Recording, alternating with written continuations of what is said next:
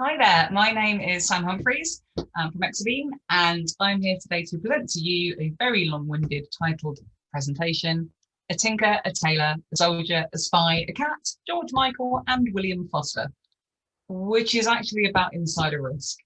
So let's jump into this and all will be revealed. So this is me, this is also me.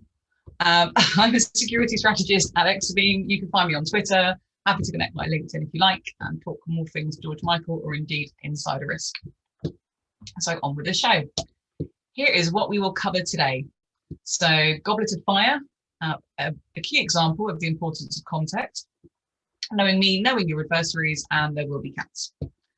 The importance of detection moving from a single to a multi-track context, and also where automation will help you and where it won't, as far as insider risk management and mitigation. So Goblet of Fire, or indeed Sam gets fired for recording a video with this in it.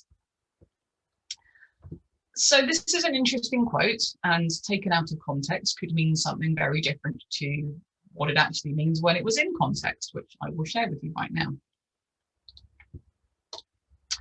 It's to do with a wand, and it's from a children's book. So that quote comes from Mr. Ollivander talking to Victor Crumb in J.K. Rowling's Harry Potter and the Goblet of Fire. However, out of context, it could mean something very different and potentially not be safe for work, but it is from a children's book. So let's move on from that and hope I still have a job. Let's move on to ABBA and indeed cats. So if you've ever seen the film A Tinker, a Tailor, a Soldier, a Spy, or indeed Tinker, Tailor, Soldier, Spy, you may remember that there are chess pieces in the movie. There is also a book. So the chess pieces, context, again, it's not just something very random on a slide. So let's talk about our adversaries. First of all, the Tinker. If you're not sure who that is Leslie Odom Jr., who played Aaron Burr in the original Broadway cast for Hamilton. So every day is a learning day. He was indeed the original opportunist. So this is our Tinker. Opportunists, or indeed tinkers, are really there to better themselves. And Aaron Burr was definitely a good example of that too. So it could be that they're looking for promotion. It could be they're looking to start their own company and they want to take some useful information with them that's going to benefit them in their new company. Or indeed they could be going to a competitor. Types of behaviours you may well see is them trying to circumvent security controls so they can get to information that's potentially sensitive, but something that will ultimately better them, either in their career or their life, generally to the expense of other people or indeed your entire organisation. Next up, we're staying with the Hamilton theme here. So we have our tailor, who is also a thief. So if you've not seen Hamilton, you're the last person left on the planet that hasn't. Hercules Mulligan is or indeed was in real life, a member of the Sons of Liberty. He was also a tailor and he helped Hamilton steal cannons from the British Army. Thieves, no surprise here, are motivated by profit. So they're looking to take information and use it to make money. So the example here is selling health information to an organised crime syndicate that then can be used for identity theft. But it could be any sorts of information, really. Intellectual property, PII, health, or indeed financial information that they can use to make money. And that information then also could be used by a secondary group to either harm that individual or cause more harm to your organisation. Switching gears slightly to Star Wars and Count Dooku, our soldier or indeed conspirator. These are not good people by any means. They are looking to damage your organisation, either the reputation or indeed cause damage to systems or information that you have. At one end of the spectrum, this could be a competitor who's looking to damage the reputation of your organisation. Things can be much worse than this, though. This kind of type of persona really goes right the way through to organised crime, terrorist groups, and indeed nation-state attackers. You do not want to have these inside your network. They could be someone who's actually targeted your organisation to the point that they've got themselves employed and that they've almost been flying under the radar for a long time to be able to cause that damage. It could also be somebody who has been able to infiltrate the organization through some sort of social engineering, or they've been able to get hold of credentials. This is scary stuff. I hope you honestly never need to deal with this level of insider risk, but they are around, they are real, and this is really where the damage can happen. The original spy or leaker, then staying in the Star Wars theme, motivation here can really vary, but we live in a world now where leaking information, I'm not just going to blame WikiLeaks for this, but it is more commonplace than it used to be. We used to, back in the olden days, before I was around, obviously, but people used to be very loyal to their companies, and they would, I think part of this is they would be less worried that their job was at risk. But having that lack of company loyalty or a loyalty to the cause really does promote leaking information. It could be that somebody's paying them to do that, or it could be that they are a sympathizer or indeed an activist or a conscientious objector type of person who is targeted your organization, again, to the point of becoming employed or perhaps contracting, or indeed, again, being able to get credentials and cause a lot of damage potentially by leaking data, either through social media or indeed to the press. Let's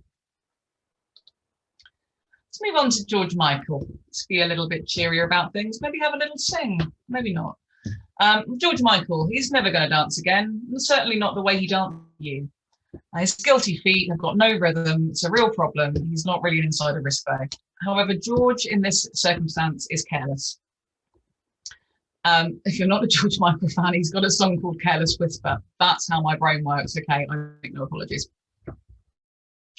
George Michael is the unintentional insider, but he's also the one you're going to see most commonly.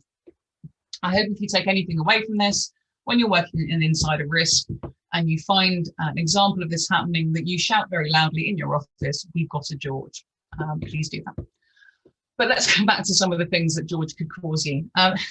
George can be distracted, reckless, negligent, but generally hasn't decided to screw you up on purpose.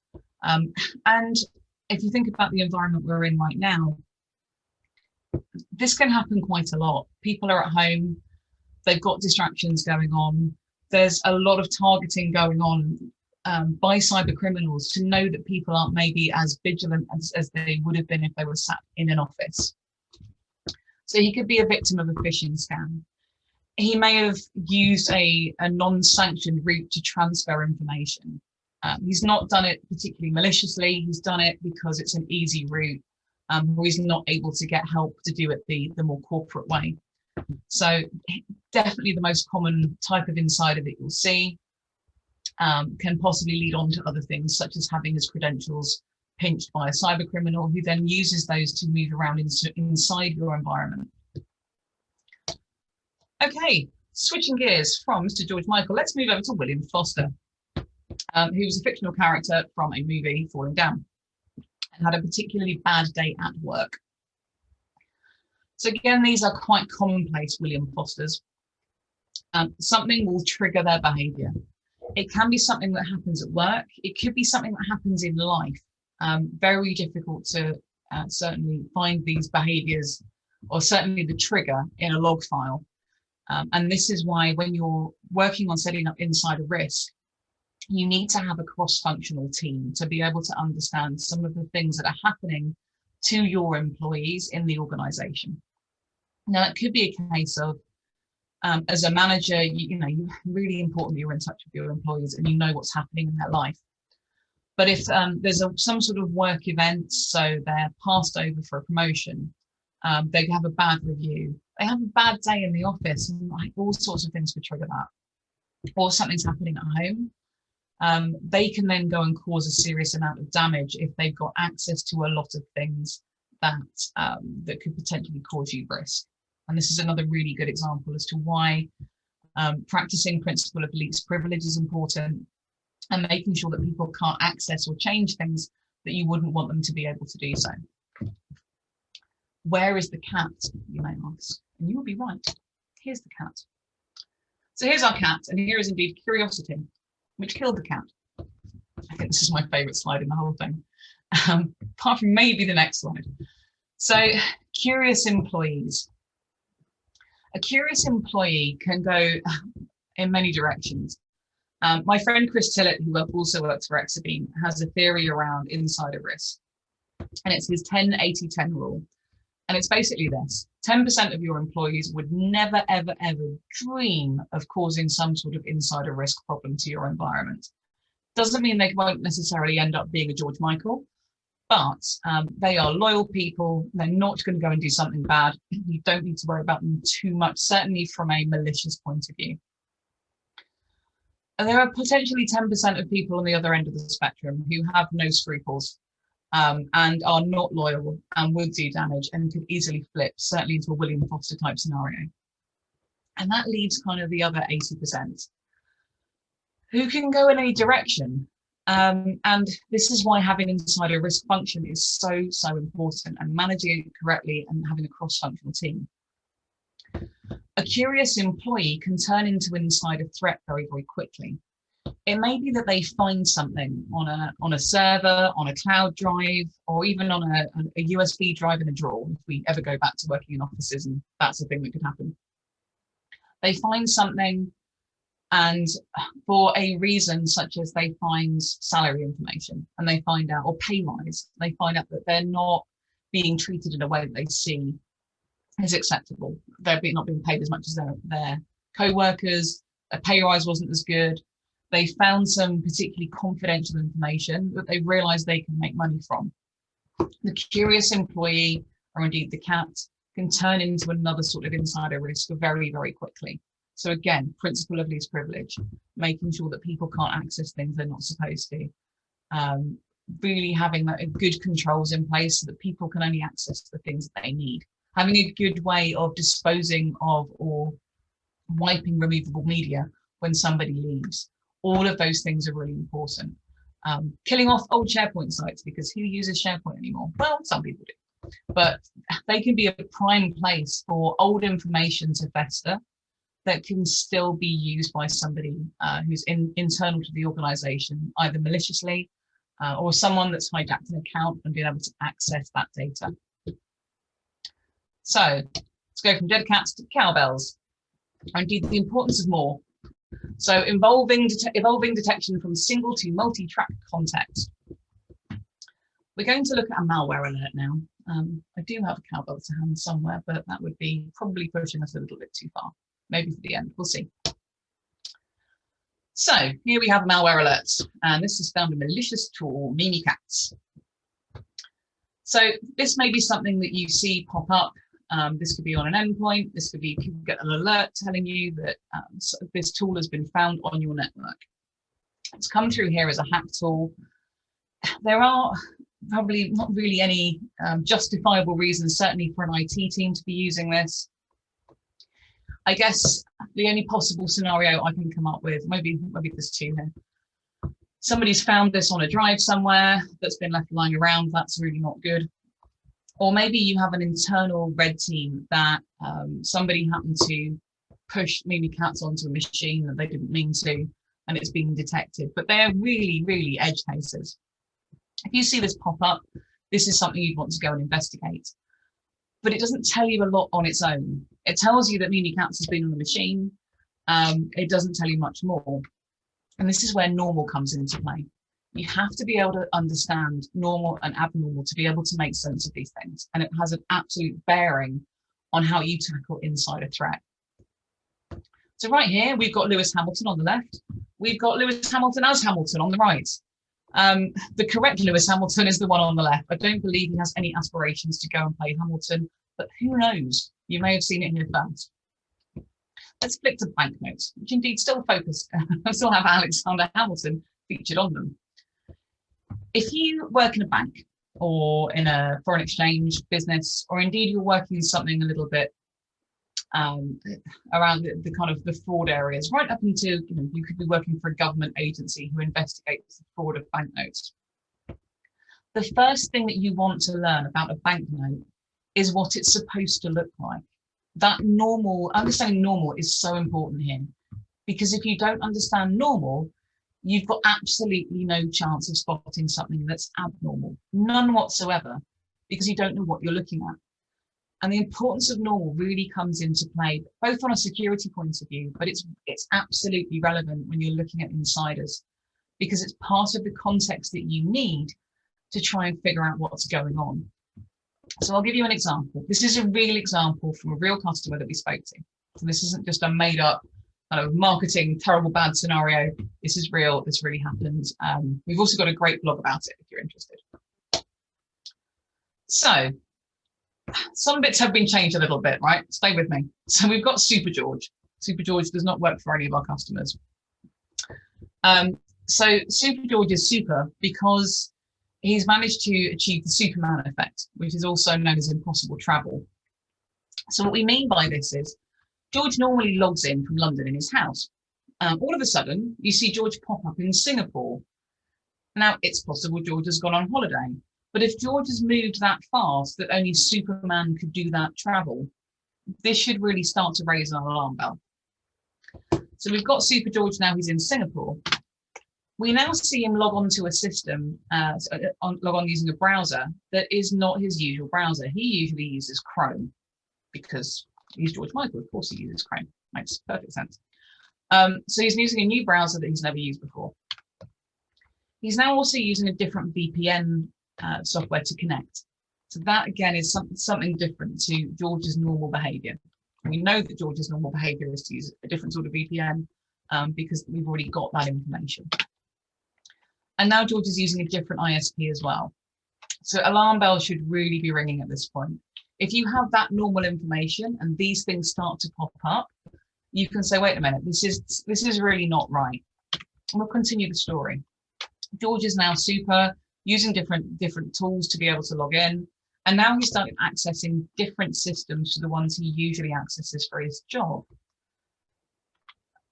Something is definitely afoot. We now see him start to log on to different assets as well. In this case, Super George, or indeed the account that we saw this happening in a customer site, they logged onto a webcam. And due to webcams being super secure, or indeed not, George was able then to get higher privileges. He's done an account switch, and he's now moving around the network using an account with better rights to the one that he usually has. And then finally, this alert pops up. Now, in the case that I'm talking about, this alert popped up 6 hours after some of this initial behavior started to happen. So if you only had that one piece of detection saying that Mimikatz is on the network, all of the behavior that's gone on 6 hours before, you've got no line of sight into. From this, we can tell that George is indeed careless, that someone here, it looks like they've got hold of George's credentials. They've started to, they're in a different place, they're using different systems, they're doing different behaviors, and they're now trying to access more things with better privileges to move around the network and gain more accounts now using Mimikatz, but this is 6 hours in. So from this, you can tell the type of insider that we have is indeed our George Michael example, which is a careless or indeed compromised employee that someone else has got hold of their account, and you now have potentially a cyber criminal running around your environment and not George Michael. Now, what's hard to do with log files alone is picking up on some of the other things that we talked about. So having a cross-functional team when you're working an insider threat is absolutely vital. You've got this context, but then you also need to know further context around the people that are in your organization. I talked earlier about, are they having a bad day? Have they had a bad life event happen? Are they staying on late at night and starting to access information more frequently, which is just not normal for them? Are they accessing the building at weird times of day? All of this is really, really important to building up that picture as the sort of risk that you're dealing with. It may be in some serious cases that you need to be working with agencies beyond your organization as well. The George example here is something fairly commonplace, unfortunately. But if you do think you have one of the other types of insiders going on, you'll be looking for information outside of things in your standard logs to be able to really build up that picture of the intent of that individual. Context is so vital. So jumping over from context, we should talk about automation, because automation is brilliant, except when it's not, and it can actually cause you really big problems if you're not careful. So for insider risk management and mitigation, a lot of the same rules apply as do in security. So let's start with where automation doesn't make sense. Recently, we did a survey about salary, skills, and stress across the security industry. And one of the answers that came back actually surprised us quite a lot, which was that younger people in the industry were really worried that automation was going to come for their jobs. First of all, I think that's bad that people are feeling that way. But the important thing around automation is it should support humans. It shouldn't necessarily take jobs away. It should change really the job that you need to do. So automation should really provide you with decision support. But ultimately, you need humans to be able to make decisions with the information that they're given and the other context that they have. Like I said earlier, you can't necessarily automate finding out whether or not William Foster is having a bad day. That's not really going to sit in a log file anywhere. Some of his behaviors maybe, but the trigger event that's caused that, that's not going to be in a log that's necessarily coming into your SIM, as an example. So all of these tools and the automated parts should be there to support your decisions, not to make them necessarily for you. And here's some examples of why those decisions can go really wrong. If you work in an industry such as one of these, so airports, airlines, health, power, oil and gas, there are obviously a lot of critical systems that if something happens to those systems, the knock-on effect from that could be really catastrophic. From not providing energy, which could then have a knock-on effect to hospitals, to planes having issues. There are some very scary things here where arguably in very highly automated IT environments, having security automated response could really cause a problem. So the automated response piece has to be thought out really, really well. If you happen to be under attack, even letting an attacker know that you've realized they're in the environment can be catastrophic as well. I helped work on a particularly large incident back in 2012, whereby a very large company in Saudi Arabia were hit. When the attackers in their environment realized that they were being investigated, they kicked off possibly the most drastic, certainly from a numbers point of view, attack on systems in the network, where they knocked out the best part of 70,000 machines in minutes, because they realized they'd been noticed. An automated response can also trigger to an attacker that you're onto them. So if you're in a situation where you are in a serious breach going on, and especially if you're more at risk as to maybe the nation state end of the spectrum, straight out of the Mandiant playbook, they recommend having one big remediation event so that you can really tackle things very, very quickly and you don't give the attacker time to do more damage, or at least you do things in a way where you can limit that damage.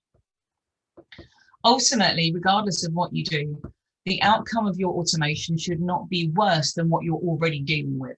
I think that's a kind of a baseline for where automation does and doesn't make sense. If it's going to cause you more problems, don't do it. But there are plenty of areas where it can. So if you're gathering evidence for an investigation, either for security or indeed for insider risk, you can automate a lot of that information gathering. You should be able to get threat intelligence. You should be able to run things in sandboxes. You should be able to create timelines of what's going on automatically. That way, you can actually then go in, look at that information, start adding in your additional context that you know, and then you can make decisions about what to do next. And that may involve partnering with other teams. Arguably it should when it comes down to insider risk. So we are nearly at the end of our story. So I have 3 takeaways for you. I've got a great ebook that I'd like you to go and have a look at. It's available in our booth. Please go and grab a copy of it. It's a good read and it will really help you, I think, in your insider risk management programs and processes. So context really, really, really matters. It drives effective and efficient decision support, and automating some of that is going to be very, very useful to you. Normal really matters. Normal is as important as abnormal, if not more so, because you can't determine abnormal if you don't know what normal looks like. And then finally, this was a quote direct from one of our customers. Automate only what you know and only what is mature enough to be automated. It's a whole other topic. If you've already had a chance to check out our talk from Andy Spree, you'll see really automation is it's another half an hour and we've only got a couple of minutes left. But let automation help you drive good decisions and bring you the context that you need. So please check out the white paper. It's a kind of ebook format from Sean M. Thompson, Esquire. It's available on our website and it is available in the booth. So thank you very much for joining. This is an on-demand session, so if you have questions, pop over. You can contact me on LinkedIn, you can contact me on Twitter, or indeed you can drop me an email to shumphries@exabeam.com. Thank you very much. Bye-bye.